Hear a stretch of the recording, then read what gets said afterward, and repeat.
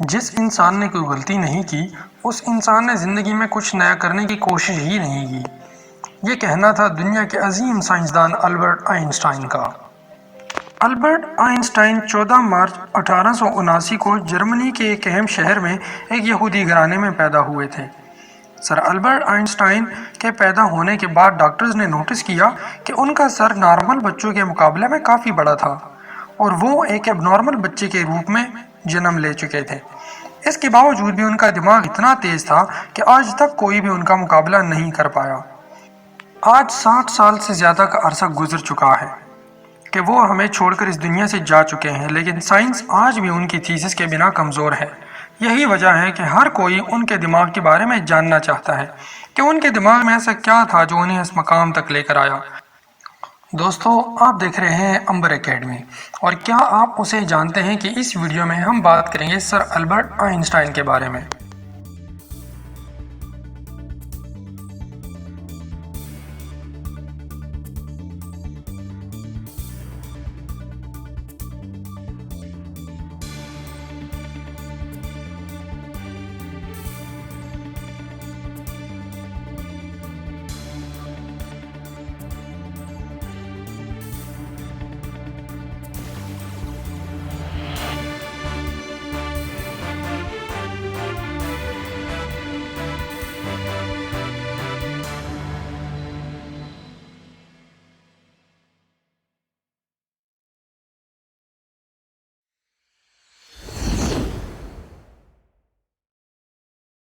جس وقت Albert Einstein کا جنم ہوا تب ان کا سر کسی بھی نارمل بچے سے زیادہ بڑا تھا۔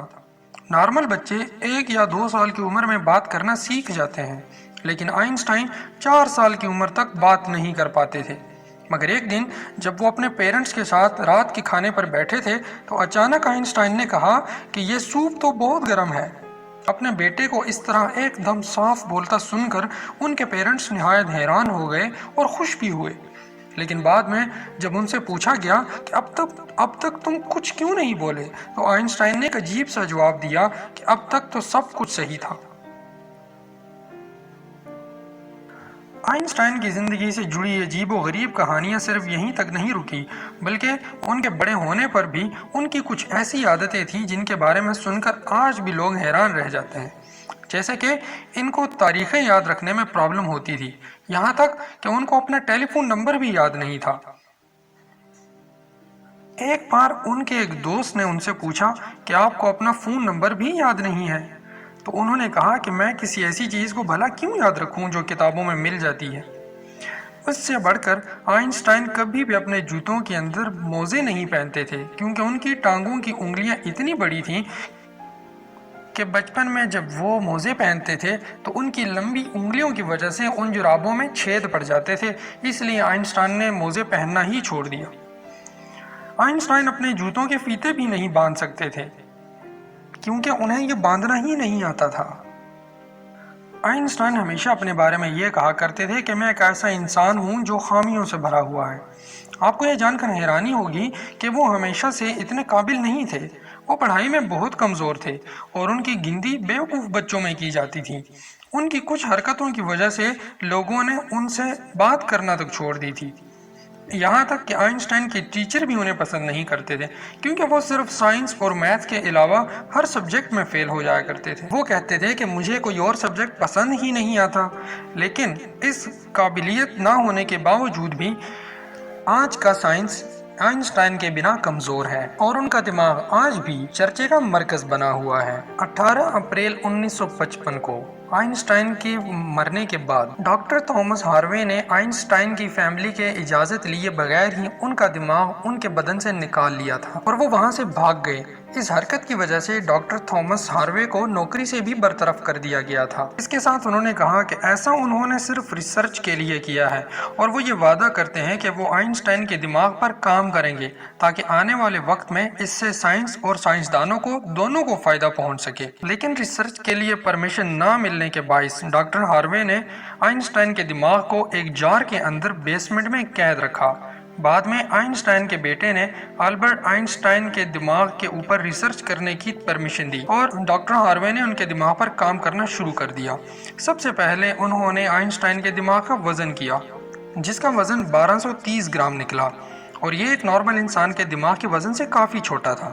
ایک نارمل انسان کے دماغ کا وزن تقریباً 1400 گرام ہوتا ہے۔ اس کے بعد ڈاکٹر ہاروے نے آئنسٹائن کے دماغ کو 240 مختلف ٹکڑوں میں بانٹا اور اس کو مختلف ریسرچرز کے پاس بھیج دیا تاکہ اچھی طرح سے یہ دیکھا جا سکے کہ آخر آئنسٹائن کے دماغ میں ایسا کیا تھا جو باقی عام انسانوں میں نہیں تھا۔ اور اس کے بعد ڈاکٹر ہاروے نے آئنسٹائن کے دماغ سے 1000 مائکروسکوپک سلائیڈز بنائے تاکہ ان کے دماغ کا اچھی طرح سے جانچ پڑتال ہو سکے۔ ریسرچ کے دوران یہ بات سامنے آئی کہ آئنسٹائن کے دماغ میں نارمل انسانوں کی بنسبت زیادہ سیلز موجود تھے، اور آئنسٹائن کے دماغ کا سیریبرل کارٹیکس کا حصہ باقی انسانوں کے دماغ سے کافی مختلف تھا۔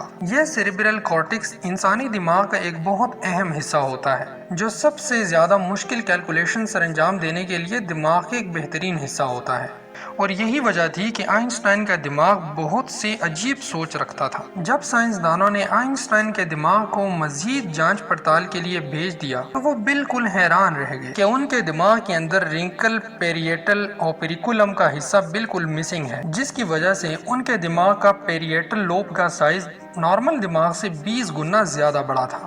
اور سائنسدانوں کا یہ ماننا ہے کہ یہی وجہ تھی کہ آئنسٹائن کے دماغ باقی لوگوں کے مقابلے میں سائنٹیفک کیلکولیشنز کو حل کرنے کی زیادہ قوت رکھتا، اور ان کے دماغ کے اندر نیورونز کی ڈینسٹی نارمل انسان کے دماغ سے 17% زیادہ تھی، اور اسی وجہ سے ہی آئنسٹائن کے دماغ کو باقی لوگوں کے مقابلے میں زیادہ برین پاور ملتی تھی۔ سائنسدان کہتے ہیں کہ یہی وجہ تھی کہ آئنسٹائن کی کنسنٹریشن اور دور اندیشی باقی لوگوں کے مقابلے میں بہت زیادہ تھی۔ سائنسدان یہ بھی کہتے ہیں کہ آئنسٹائن کے دماغ کے اندر فولٹ کی تعداد زیادہ تھی، اور یہی وجہ تھی کہ آئنسٹائن کا دماغ باقی لوگوں کے مقابلے میں زیادہ طاقتور تھا۔ آئنسٹائن کا دماغ 46 ٹکڑوں میں امریکہ کے فیلاڈیلفیا مارٹر میوزیم میں پریزرو کر دیا گیا ہے۔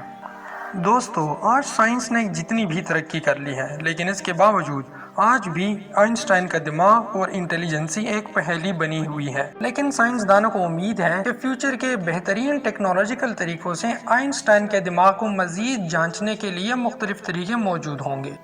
ڈاکٹر تھامس نے آئنسٹائن کے دماغ کے ساتھ جو کچھ بھی کیا تھا، کیا وہ صحیح تھا یا غلط؟ آپ اس کے بارے میں اپنی رائے ہمیں کمنٹ سیکشن میں ضرور دیجیے۔ دوستو، اگر آپ کو آج کی ہماری یہ ویڈیو پسند آئی ہے تو آپ اس کو لائک ضرور کریں اور اپنے دوستوں کے ساتھ شیئر ضرور کریں۔ اس کے علاوہ اگر آپ ہمارے چینل پر نئے ہیں تو آپ سے گزارش ہے کہ آپ ہمارے چینل کو سبسکرائب ضرور کریں اور اس کے ساتھ بیل کے نوٹیفیکیشن آئیکن پر بھی کلک کریں تاکہ ہماری ہر نئی آنے والی ویڈیو کی نوٹیفیکیشن آپ کو بر وقت موصول ہو سکے۔ دوستو، ایک نئی سائنسی ویڈیو کے ساتھ، اور کیا آپ اسے جانتے ہیں کہ ایک نئی حیرت انگیز ویڈیو کے ساتھ آپ سے دوبارہ ملاقات ہوگی۔